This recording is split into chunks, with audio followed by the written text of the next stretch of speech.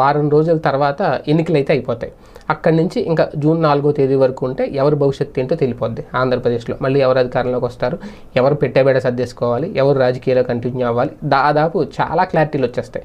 చాలామంది రాజకీయ భవిష్యత్తును డిసైడ్ చేసే ఎన్నికలు 2024 ఎన్నికలు అనుకోవాలి. ఇప్పుడు ఎవరు 6 కొడతారనేది ఇక్కడ కీలకం. ఈ 6 రోజుల్లో ఎవరు 6 కొడతారు? 6 కొట్టడం అంటే ప్రజల మనసు దోచుకోవాలి. ఇప్పుడు ఆల్రెడీ సూపర్ 6 పేరుతో మేము పథకాలు పెట్టేసి అద్భుతంగా ఉన్నాయి, జనాలు నమ్మేస్తారు అనుకుంటే అది కాస్తంత రేపొద్దున ఎన్నికల తర్వాత తెలుస్తుంది నమ్మారా లేదా, అది అవివేకమా అజ్ఞానమా. ఎందుకంటే ప్రకటించేయడం ఒక ఎత్తు అయితే అవి ఇస్తారా లేదా నమ్మడం అనేది రెండో ఎత్తు. ఎందుకంటే తెలుగుదేశం పార్టీ మేనిఫెస్టోని చూసి ఓట్లు వేయాలి, తెలుగుదేశం పార్టీ మేనిఫెస్టో నమ్మశక్యంగా ఉంది, బాబు గారు ఖచ్చితంగా ఇవి చేస్తారు అనే నమ్మకం ప్రజల్లో ఉంటే 100% గెలిచేస్తారు, అందులో నో డౌట్.